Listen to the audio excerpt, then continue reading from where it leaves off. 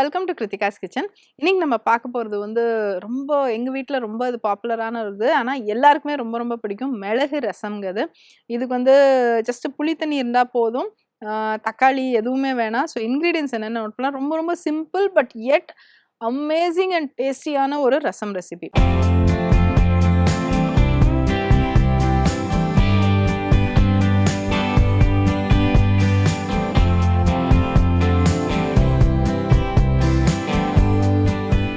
இதுக்கு வந்து ஜஸ்ட் புளி தண்ணி இருந்தா போதும்.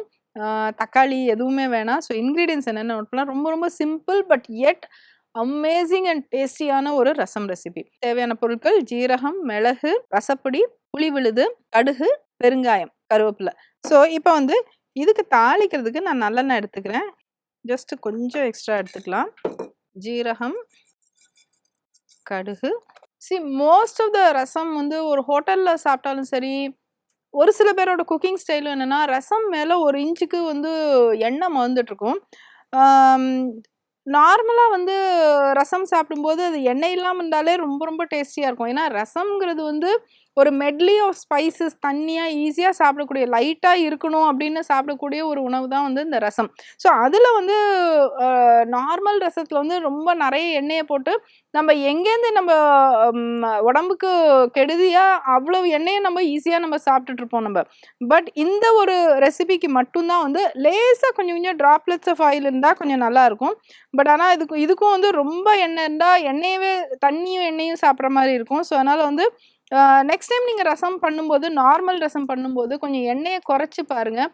எவ்வளோ டேஸ்டியாக இருக்குது அப்படின்ட்டு உங்களுக்கே அது தெரியும். அது இந்த புளி விழுது ஆட் பண்ணிடலாம். அதில் புளி வந்து நல்லாவே திக்காக இருக்குது.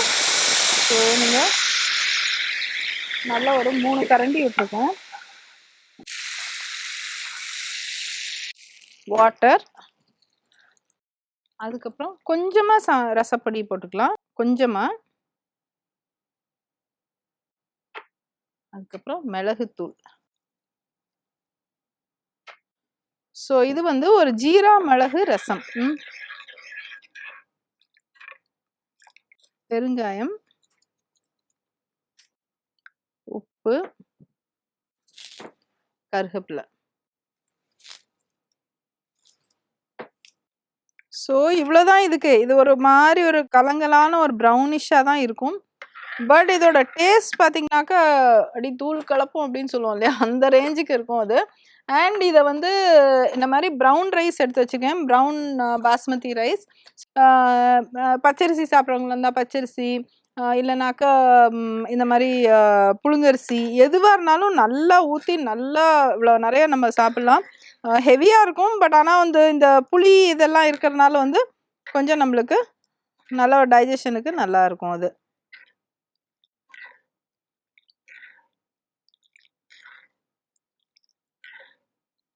ஸோ இப்போ இந்த ரசத்தில் பார்த்தீங்கன்னா அவ்வளோ தூரம் எண்ணெய் ஃப்ளோட்டிங்கே இல்லை பாருங்களேன்.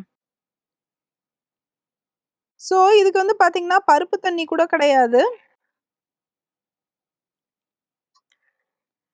நாங்கள் ரசம் பண்ணும்போது பருப்பு தண்ணிக்கு பதிலாக ஒரு கரண்டி அளவு பருப்பு போடுவோம் அதில். அண்ட் நல்லா வாட்டரியாக ஆட் பண்ணும்போது அது வந்து கொஞ்சம் ரொம்பவே டேஸ்டியாக நல்லாயிருக்கும்.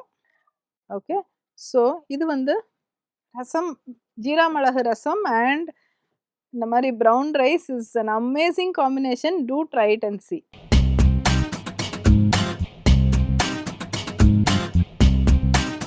ரசம் அப்படின்னாலே வந்து அதுக்கு நியூட்ரிட்டிவ் வேல்யூ என்ன, இவ்வளோ தண்ணியாக எதுக்கு ஒன்று சாப்பிட்ணும் அப்படின்னு நம்ம நினைப்போம். பட் ஆனால் வந்து அந்த ரசமில் இருக்கிற வந்து அதோட ஃபுட்டோட மெக்கானிசம் என்ன அப்படின்னாக்க வந்து அந்த ரசமில் வந்து ஸ்பைசஸ் இருக்குது, பெருங்காயம் இருக்குது, புளி இருக்குது. ஓகே, ஸோ எந்த ரசமாக இருந்தாலும் இந்த பெருங்காயம் புளி இல்லாமல் ரசம் இருக்காது. அஃப்கோர்ஸ் சம் லெமன் ரசமில் புளிக்கு பதிலாக நம்ம லெமனை ஊற்றுவோம் அந்த மாதிரி.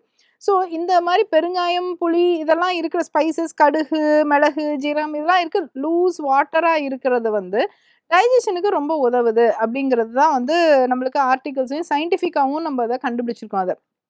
ஸோ அண்ட் கருவேப்பிலை, இதெல்லாம் வந்து ஒரு டைஜஷன், ஒரு ஹெவியாக ஒரு சாம்பார், ஒரு கூட்டு சாப்பிட்டு மிடில் பார்ட்டில் வந்து நம்ம ஒரு ரசம் எடுத்துகிட்டு தான் நம்ம வந்து ஒரு தயிர் சாதத்துக்கு போகிறோம். இது நான் சொல்கிறது ஒரு ஃபார்மல் மீலில். இல்லைன்னா நார்மல் டேயில் வந்து நம்ம ஏன் வந்து ஹெவியாக இருக்குது, ஒரு ரசம் மட்டும் போதும் அப்படின்னு நம்ம சொல்கிறோம் இல்லையா. ஸோ ரசம் வந்து எதோ அப்படியே குடிச்சிக்கலாம், அந்த ஸ்பைசஸ் இருக்கனால நல்லா எனர்ஜெட்டிக்காவும் இருக்கும் நம்மளுக்கு. உப்புலாம் சேரும்போது நம்மளுக்கு நல்ல ஒரு கொஞ்சம் எனர்ஜி வரும். அதே மாரி கொஞ்சம் ரைஸ், கார்ப்ஸ் சேரும்போது நம்மளுக்கு ஒரு ஒரு மீல் சாட்டிஸ்ஃபேக்ஷனா நம்மளுக்கு இருக்கும் அது.